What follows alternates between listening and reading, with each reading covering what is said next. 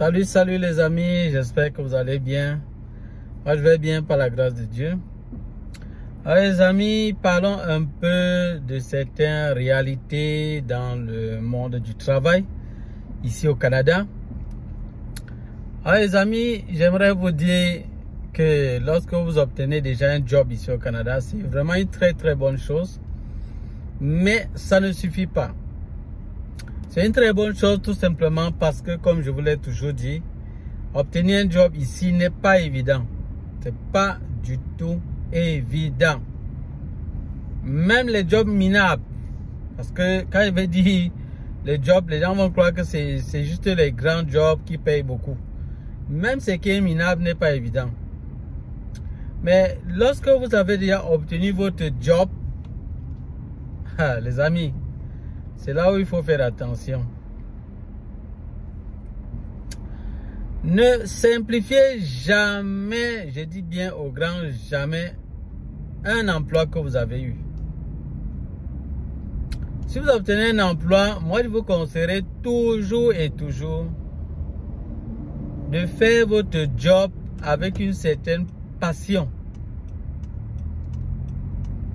Avec une certaine passion. Pourquoi est-ce que je dis ça? Tout simplement parce que la culture des chefs d'entreprise ici ou bien des gestionnaires ici, c'est vraiment l'excellence dans le travail. Même s'ils vous payent très peu, laissez-moi vous dire que eux, ils attendent le meilleur des rendements à votre niveau. Ça, c'est la réalité ici au Canada, les amis. Et vous devez le savoir. Vous devez savoir ça. Quand vous faites un job ici, ne pensez pas que lorsque peut-être c'est un petit job, on ne va pas trop vous déranger. On ne vous paye pas peut-être grand chose, on ne va pas trop vous demander. Non. Même si vous payez $1, là j'exagère un peu, ils vont demander à ce que vous fassiez ce travail de manière parfaite. Ça, c'est la réalité ici.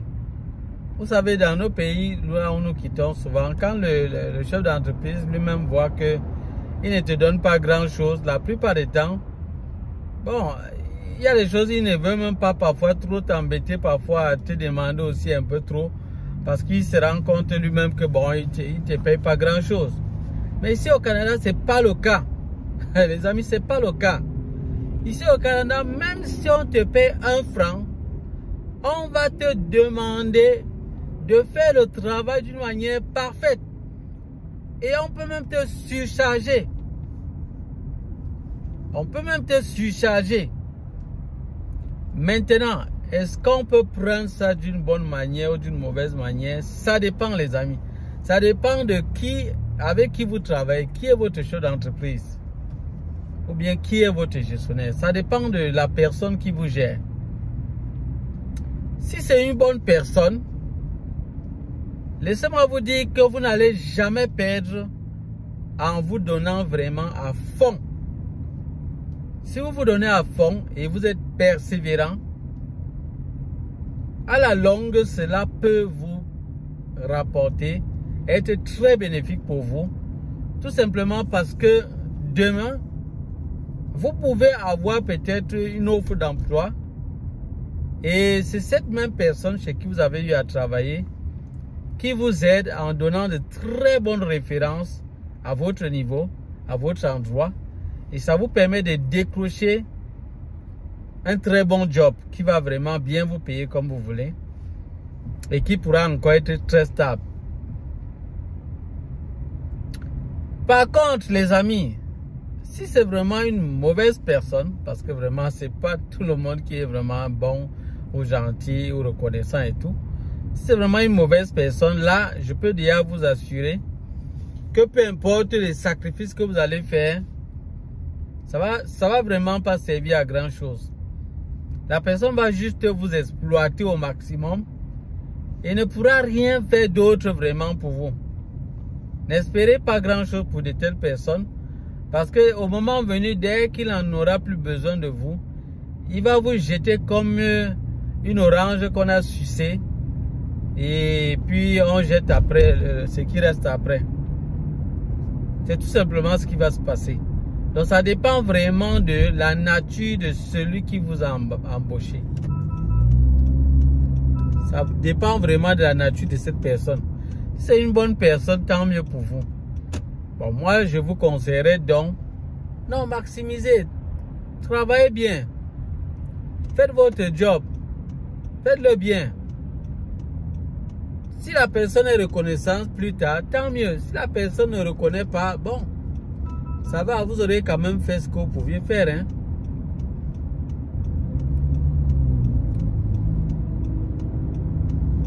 Donc moi, je vous conseille vraiment de prendre ce que je vous dis là au sérieux. Tout simplement parce que ça va vraiment jouer beaucoup pour vous. Ça va vraiment beaucoup jouer. Ici au Canada, c'est la réalité. Ici, le travail, c'est à fond. C'est vraiment demandant en termes d'énergie et tout. Et à la base, les gens d'ici sont vraiment des gros bosseurs. Ils ont eu la culture vraiment du travail à fond. Donc, ce qui fait que lorsqu'on te donne une tâche, on s'attend que tu ailles vraiment au-delà. Et que tu te retrouves même en train de faire ce qu'on ne t'avait pas demandé de faire, mais que tu peux bien faire et tu peux aider. Mais que tu fasses déjà très bien ce qu'on t'a demandé de faire. Parce qu'ils sont d'abord regardants sur ce que tu dois faire. Avant de voir au-delà de ça, si tu fais encore un peu plus. Mais laissez-moi vous dire, comme je l'ai dit un peu plus tôt, si vraiment vous démarquez positivement, et ça, pendant parfois des années, dans certains cas, là, ça peut être des mois, ils voient peut-être ce qu'ils peuvent faire encore pour vous, mais parfois ça peut être des années. Vous pouvez attendre comme ça des années. Donc voilà pourquoi dans la vie, moi je vous dirais, soyez patient. Si vous êtes quelqu'un de trop pressé dans la vie, vous n'allez vraiment pas aller très loin. Les amis, moi je passe le temps à vous dire des choses comme ça, mais les gens ne comprennent pas. Il y a des gens qui sont souvent trop pressés. Trop pressés pour évoluer. Les amis, c'est pas comme ça. Vraiment, du début à la fin, le Canada, si c'est la patience. Que ce soit pendant que vous faites les dossiers, que ce soit pendant que vous êtes en train de vouloir voyager là, c'est-à-dire pour le voyage, que ce soit à votre arrivée ici, ça va vous prendre la patience à tous les niveaux, les amis. Il n'y a même pas un seul endroit où vous n'allez pas être patient ici au Canada. Je peux dire que vraiment l'un des thèmes qui correspond bien à ce pays-ci, c'est la patience. C'est la patience. Donc les amis, c'est très important que vous mettiez ça dans votre tête. Vous mettez ça dans votre tête. Voilà pourquoi moi je vous ai conseillé par rapport au job. Vraiment, prenez un job quand même que vous pouvez aimer. Je n'ai pas dit forcément que ça vous plaît, le job vous plaît trop. Mais au moins, vous êtes quand même un peu fier de faire certaines choses. Vous vous sentez quand même à l'aise de faire certaines choses, certaines tâches. Parce que si les tâches sont comme de la misère pour vous, comme un calvaire, et que vraiment même après quelques temps vous vous rendez compte que franchement ça donne pas, moi je vous conseille de trouver un autre emploi, trouver un autre job. Ça sert à rien de laisser des marques négatives quelque part. Ça sert à rien. Ça peut se retourner contre vous demain, on ne sait jamais. On dit souvent le monde est petit. Donc moi je vous conseillerais vraiment ça. Mais dès que vous êtes déjà engagé pour un job, vraiment les amis, battez-vous à bien le faire. Maintenant il y a des éléments que je voudrais, des conseils que j'aimerais vous donner par rapport à votre job. Si vous voulez vraiment mieux réussir votre job, votre tâche que vous avez à faire, je vous conseillerais vraiment de bien comprendre cette tâche. Or, pour bien comprendre cette tâche, vous devez avoir la facilité à poser des questions quand vous ne comprenez pas quelque chose. N'ayez pas honte. Si vous avez peut-être des collègues qui s'y connaissent un peu mieux, allez vers eux pour leur poser des questions, pour demander qu'est-ce qu'il faut faire. Évidemment, soyez également gentil parce que la personne peut-être a aussi autre chose à faire. Ne venez pas l'imposer, lui imposer de vous venir en aide directement. Soyez aussi patient, essayez de voir comment faire, mais faites tout vraiment avec beaucoup de sagesse. Et il faudra vraiment voir les priorités aussi. Un autre aspect qui pourra vous aider à bien faire votre job, c'est-à-dire en dehors de ce premier aspect, d'aller voir les collègues lorsque vous ne connaissez pas quelque chose, de ne pas hésiter à poser des questions, c'est d'être professionnel. Les amis, soyez professionnels. Soyez professionnels, ça veut dire restez focalisé sur ce que vous avez à faire. Et lorsque vous collaborez avec n'importe qui, ça doit être vraiment de manière professionnelle, en rapport avec votre emploi, votre job, tout ce que vos tâches. Ne mêlez pas sur ça les sentiments personnels. Ça ne va pas marcher. Si vous allez avec quelqu'un, vous pouvez peut-être ne pas l'aimer. Vous voyez qu'il vous a insulté et tout. Mais tant que c'est le job, restez professionnel. Alors là, ce sera peut-être comme si vous êtes même des amis. Puisqu'il y a quelque chose qui vous unit, il y a quand même une tâche à accomplir. Et vous êtes ensemble là-dessus. Donc du coup, vous devez vraiment aller vers la personne avec une certaine joie professionnelle. Je rappelle cela. Même si vous n'aimez pas forcément la personne ou bien vous n'entendez pas bien. En attendant, pour le job, vous allez devoir aller avec la joie. Et ne pas faire ressentir à la personne peut-être quelque chose qui n'est pas bien. Allez-y, vous allez et vous faites bien votre travail. Vous finissez, c'est bon. Et c'est moi vous dire que c'est un aspect très important que vous devez comprendre et qui doit vous aider à vraiment bien faire votre travail. Restez professionnels, les amis. Restez professionnels. C'est trop important ici, dans ce pays-ci. C'est trop important de comprendre ça. Un autre aspect que vous devez comprendre et que vous devez vraiment savoir, c'est d'être prêt à accepter les critiques, les reproches. Ici au Canada, ça ne blague pas. Comme je vous ai dit, leur souci c'est que vous soyez le plus performant possible. Donc du coup, ils vont tout faire pour vous montrer ce que vous devez faire. Pour vous dire qu'ici, ça ne va pas. Parce qu'ils veulent que vous soyez la meilleure personne. Et moi, je préfère encore ce genre de milieu de travail où, quand ça ne va pas, on te dit chaque fois que ça ne tient pas. Même si c'est vrai que parfois, leur manière de le dire, il y a des manières de dire qui peuvent frustrer. Mais ne le prenez vraiment pas personnellement. Si vous le prenez personnellement, vous n'allez pas pouvoir vous en sortir. Dites-vous qu'ils ont des objectifs à atteindre et s'ils vous reprochent, c'est parce qu'ils veulent que vous vous améliorez et vous soyez la meilleure version de vous possible et que ça puisse vous aider plus tard vous-même pour qu'ils puissent vous donner leur confiance et s'attendre à ce que les choses se passent bien et qu'ils sait peut-être plus tard si vous êtes avec une bonne personne, la personne pourra vous aider pour une promotion ou bien pour décrocher peut-être un poste ailleurs ou quelque chose d'autre de meilleur. C'est ça les amis. Donc, il faut être prêt à accepter les reproches parce que c'est parfois violent. Je sais que ici au Canada, c'est parfois violent. Les Canadiens parfois, comme on le dit souvent, il y a des moments où ils sont un peu courtois et tout ça. Mais vraiment, concernant les reproches, parfois, surtout au milieu de travail là, s'il y a quelque chose que vous n'avez pas fait, ils vont vous le dire. Hein. Ils vont vous le dire. Mais peut-être leurs sentiments personnels à votre égard, bon, c'est ça qu'ils vont parfois cacher ou masquer. Ils vont masquer ça, ils vont peut-être rire avec vous là et tout, mais en fait, il est fâché, la personne est fâchée. Mais ils ne vont pas trop vite vous le faire sentir. Comme nous, on se fâche, on le fait savoir directement là. Eux, pour eux, ils ne le font pas comme ça. Ils ne le font pas. Il va rire là et tout, dit non, ça va, c'est pas grave. Mais en fait, il est fâché. Mais il va vous dire que non, voilà, telle chose que tu aurais dû faire et tout. Il va dire, bon, voilà, essaye de faire ceci. Mais il n'est vraiment pas content. Donc, il faudra chercher à s'améliorer. faudra chercher à s'améliorer. Donc, pour aller de l'avant, un autre élément que vous devez mettre en tête si vous voulez bien faire votre job, gardez en tête qu'ici la règle c'est être dans le mode solution. Qu'est-ce qu'on appelle mode solution?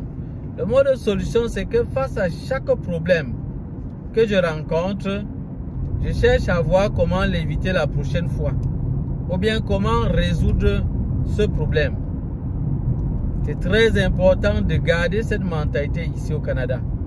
C'est comme ça qu'ils sont ici. Ils sont toujours dans le mode solution. Face au problème, qu'est-ce qu'on fait? Comment est-ce qu'on résout ce problème? Comment est-ce qu'on fait pour que ce que nous avons rencontré comme difficulté, on ne le rencontre plus prochainement? Ils essaient de voir comment améliorer et voir comment résoudre le problème. Ça, c'est un aspect que j'apprécie chez eux. Et moi, je voudrais vraiment qu'on copie ce bon exemple-là. Mode solution. Être toujours dans le mode solution. C'est très important parce que ça nous permet de nous focaliser toujours sur la solution au problème ou non, et non juste sur la cause. Parce que souvent, on s'appuie souvent sur la cause. La cause, c'est important pour éviter peut-être prochainement. C'est aussi important, mais il ne faut pas trop caler là-dessus. Il faudrait voir comment résoudre le problème. Comment résoudre le problème. Maintenant qu'on sait que voilà la cause. Voilà, c'est des éléments qu'il faut mettre en tête. Et lorsque vous êtes en train de communiquer avec des collègues ou d'autres personnes, gardez toujours ça en tête. Comment je fais pour résoudre le problème? Maintenant, face à cette situation, qu'est-ce que je fais? Donc voilà un peu autant de questions. Comment est-ce qu'il faut faire pour s'en sortir? Maintenant, l'une des choses que vous devez savoir également pour vous en sortir, il faut savoir éviter ce que moi j'appellerais les pervers narcissiques. On les retrouvera un peu partout. Dans le lieu de service, vous en trouverez. Des gens qui vont toujours déverser la faute sur vous. Des gens qui ne vont pas vouloir votre bonheur, qui vont toujours vous jalouser, qui vont toujours avoir des mauvais sentiments à votre égard. Vous en trouverez dans le lieu de service des gens qui vont faire tout pour vouloir vous embêter, vous casser la tête, vous nuire au maximum. Moi, je vous dirais, soyez sages. Là-bas, ça demande la sagesse pour pouvoir éviter les pièges de ces personnes-là. Parce qu'ils sont très nombreux parfois dans les lieux de service. Vous êtes avec quelqu'un, lui, il vous déteste. On ne sait pas pourquoi. Parfois, tu ne trouves même pas une raison valable. Mais la personne te déteste comme ça. Tu vas faire comment? Tu es obligé de voir comment l'esquiver. L'esquiver, parce qu'ici, ils n'aiment pas les affronts en tête à tête. Ils n'aiment pas que vous retrouvez en train de vous disputer, peut-être au lieu de servir, vous disputer face à face. Et ils n'aiment pas ça ici. Ils préfèrent contourner le problème et ne pas aller de manière trop directe, parce que ça peut blesser, ça peut engendrer beaucoup de choses. C'est ça. Donc voilà les amis, voilà quelques conseils que je voulais vous donner. Si vous voulez entrer dans le groupe que nous avons créé pour avoir des gens un peu plus proches de nous et pour pouvoir mieux aider aussi plusieurs autres personnes à pouvoir immigrer et réussir au Canada, nous avons créé un groupe WhatsApp général. Dans la barre de description, vous verrez le lien.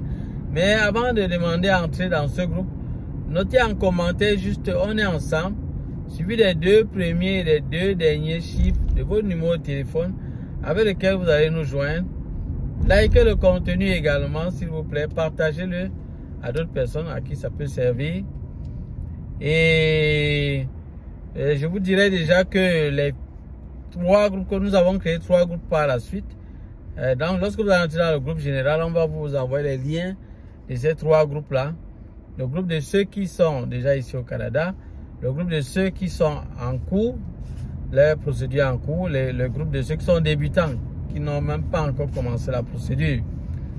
Donc, il y a ces groupes-là. Nous donnons des conseils aux gens au fur et à mesure, quand nous sommes disponibles, parce que ce n'est pas toujours évident. Et l'autre information, des informations que je voulais vous communiquer, nous vendons, moi je suis informaticien et je vends des ordinateurs moins chers. À partir de 35 $, vous trouverez à partir de 80 $, 30, 40, 50, 80 $. Vous trouverez des ordinateurs chez nous à très bon prix et en bon état, parce que je fais dans la maintenance approfondie. Ça veut dire que je dépanne l'ordinateur complètement, matériel, logiciel, matériel, tout type de panne, je dépanne, laptop comme desktop. Donc, tout type de panne. Donc, si vous avez un souci avec votre ordinateur, n'hésitez pas à nous contacter pour la réparation. Nous allons voir comment solutionner votre problème rapidement et vous expédier votre ordinateur. Si vous êtes ici au Canada, dans n'importe quelle ville, veuillez nous contacter juste. Et si vous avez besoin d'ordinateur, ne perdez pas votre temps à acheter votre ordinateur au pays. Venez ici et je vais vous donner l'ordinateur approprié pour vous et moins cher. Et ce sera vraiment une bonne chose pour vous, parce qu'ici vous pouvez vraiment rien faire sans les ordinateurs. Sans l'ordinateur, les amis, c'est très important. L'ordinateur et la connexion Internet. Vous aurez besoin de ça pour avancer.